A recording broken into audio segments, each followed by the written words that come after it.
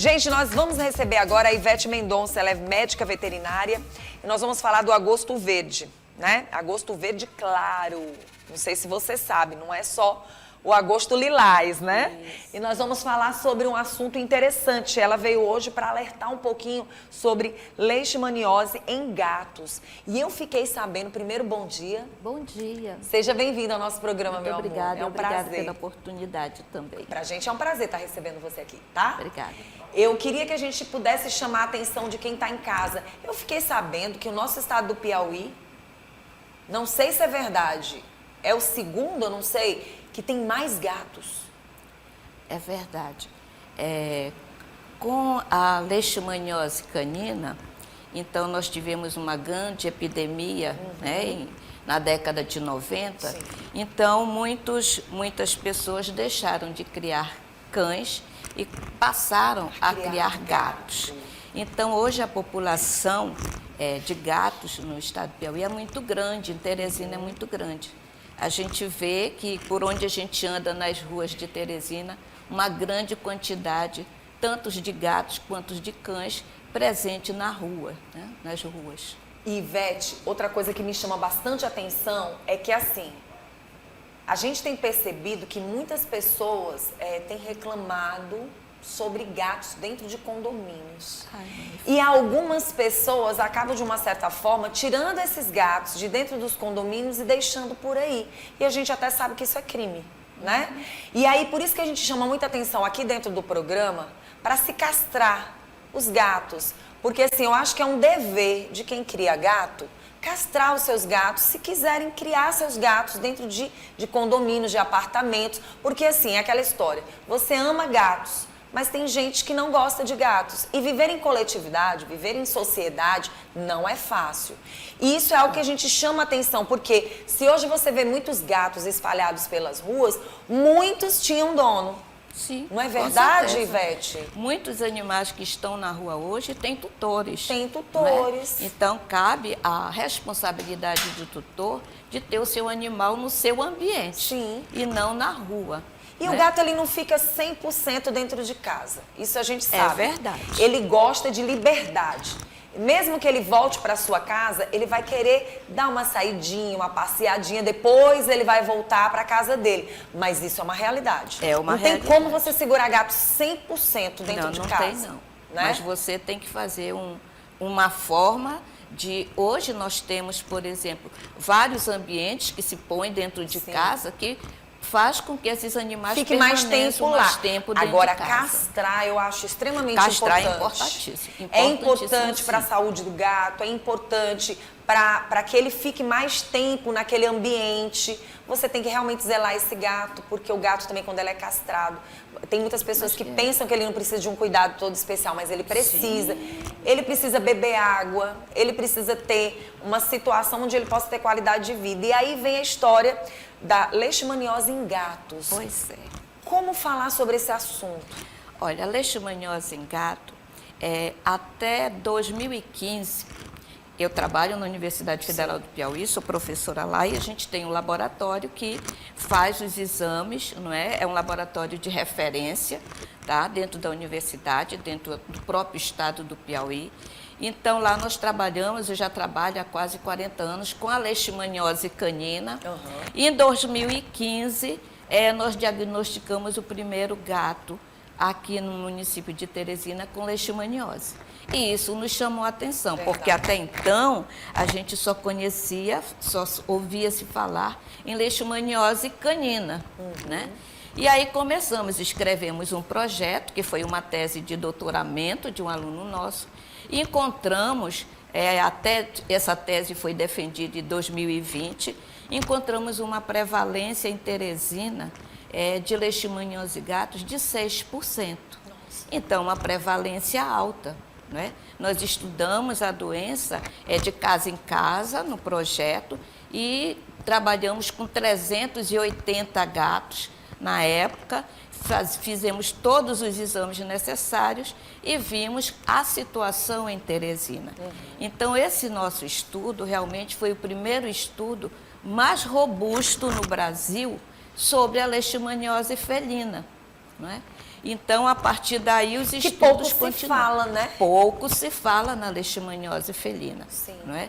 Então, nós começamos a fazer a divulgação a nível nacional, porque o que é que acontece? Em vários outros estados, nós temos a presença da leishmaniose felina, mas ainda no percentual muito baixo.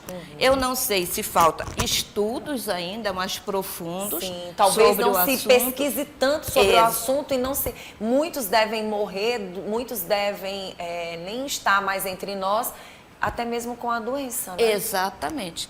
E o que é que acontece? Então, a gente fez um levantamento, por exemplo, no mundo inteiro, fizemos uma revisão de literatura, como é que acontece a leishmaniose no gato em outros países. E a gente vê também que os estudos ainda são poucos, não é? Por sinal, tem um trabalho que eu li recentemente, aonde o maior número de trabalhos que são publicados sobre leishmaniose visceral em gatos é justamente no Brasil. A revisão nos mostra 30 trabalhos feitos no Brasil sobre a leishmaniose felina. Então, a partir daí, nós estamos hoje continuando um projeto, pesquisando em outras regiões de Teresina, em outros bairros de Teresina. Nós estamos procurando fazer um novo trabalho, e também esse trabalho vai chegar até o município de Timon, para a gente ver como é que está a situação atual da leishmaniose felina em Teresina. E quais são os sintomas? Olha, a sintomatologia dos gatos é um pouco diferente dos cães. Sim. Tá? Totalmente diferente. Nós temos gatos assintomáticos, né? No entanto, só através do exame é que a gente vai detectar o problema, a doença. Nós temos gatos que apresentam apenas uma queda de pelo na orelha, no corpo, e que muitas vezes é dito como se o animal tivesse com uma sarna, com um fungo, e na verdade, quando a gente faz exame, a gente detecta o parasita, ou na pele ou no linfonodo, né? E tem uns gatos que, à medida que a doença, porque a gente sabe que o calazar é uma doença crônica, então, à medida que o animal a leishmania vai se multiplicando no animal, ele vai apresentando alguns outros sintomas. Tem vômitos também? Oi? Tem vômitos? Tem. O gato tem vômito, o gato tem diarreia, mas o que chama mais atenção nos gatos são nódulos que ele faz, principalmente na orelha. Eu chamo de rosário, porque são um monte de pontinhos, como se fosse assim uma picada de um bicho que inflamou. Então fica aquele monte de pontinho na orelha, e à medida que o animal a sintomatologia vai aumentando, esses nódulos começam a aparecer no corpo todo, como se fossem nódulos subcutâneos. E cada nódulo desse eu chamo que é um ninho de leishmania. E passa de gato para gato? Só através do vetor. Né? Pela lutisomia longipalpis, que é o flebotomínio, que o mesmo transmissor para o cão, para o homem, também é o mesmo transmissor para o gato. Tá? Então, Teresina, nós temos o flebotomínio espalhado em toda a região. E quando a gente fala relacionado aos bichos e relacionado aos homens, e o risco relacionado à saúde? Em relação à saúde pública, é o mesmo. Da mesma forma que o cão transmite para o vetor e o vetor transmite para o ser humano, no gato do mesmo jeito. Um flebotomínio, um vetor que se alimenta de sangue de gato e for daqui a uma semana se alimentar num paciente humano ou um outro animal, no caso, por exemplo, o cão, ele também transmite, porque as leishmanias são as mesmas. A mesma espécie de leishmania que ocorre no gato é a mesma que ocorre no cão, é a mesma que ocorre no homem. E o que pode acontecer com o homem? A mesma sintomatologia. Vai ter o calazar canino, vai ter o calazar humano. Pronto. Né? Então, vai ter a barriga grande, né? Vai ter a febre. Então, a pessoa tem que procurar o sistema de saúde para fazer o diagnóstico. O importante é cuidar do seu gato. Então, assim, é começou a perceber esse tipo de sintomas, faz o exame de sangue, identificou, tem tratamento, tem cura? o exame, não o exame propriamente de sangue, Sim. mas o exame para diagnóstico da leishmaniose, Sim. que é a mesma que a gente faz para cão. Certo. Tá? Tratamento para o gato não tem. Nossa. Tá? Os estudos em gato estão começando agora.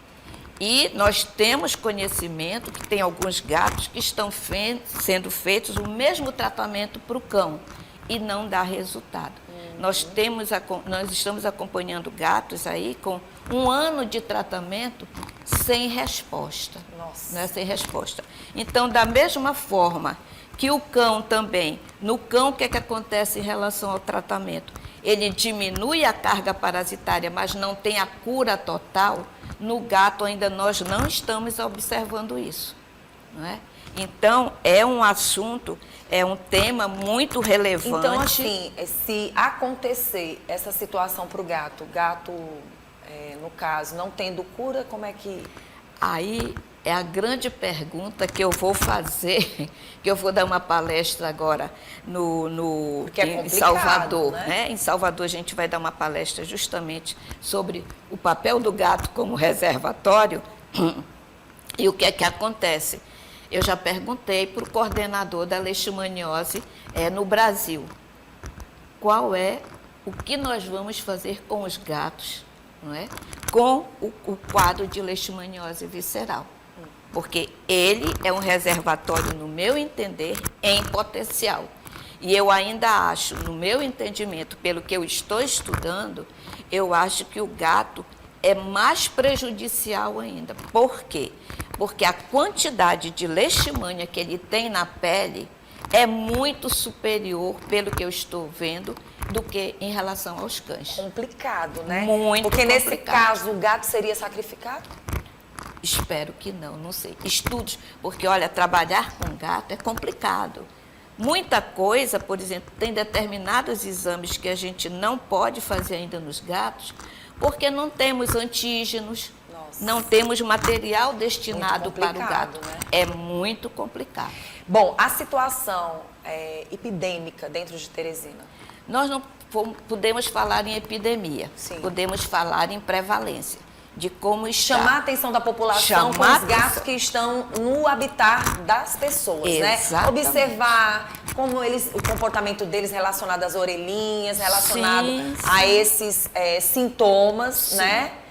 Qualquer tipo de sintoma que tiver... Vômito, diarreia, queda de pelo, não é? A gente não pode pensar só em parasita, em aumento, por exemplo. Sarna, por sarna, exemplo. fungo, Tá não. com sarna. Não, Hoje, eu sempre falo para os meus alunos na universidade, quem estiver atendendo gato tem que ter uma obrigatoriedade de fazer o exame para leishmaniose também, né? Porque nós podemos estar diante de um caso.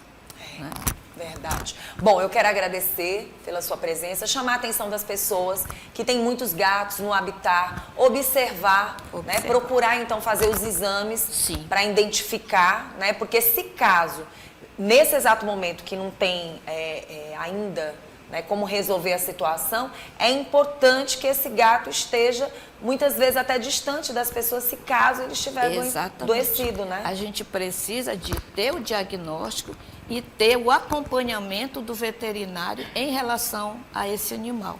E, Vanusa, eu gostaria, na oportunidade, também informar, né, que nós estamos realizando agora em outubro o primeiro simpósio internacional de leishmaniose do meio norte.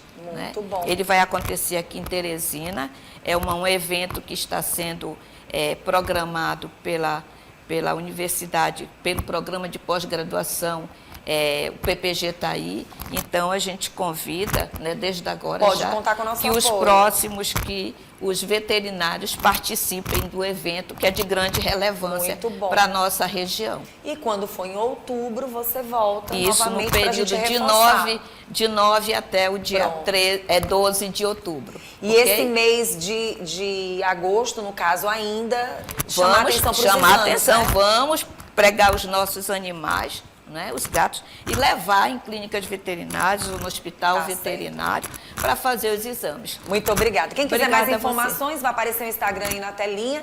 As pessoas podem entrar em contato também com a universidade, né? Pode entrar em contato com a universidade, com o hospital veterinário e tem o laboratório de E até sanidade com você. animal e comigo também. Tá certo. Estamos lá à disposição. Muito obrigada, tá? Obrigada a Um abraço você. para você.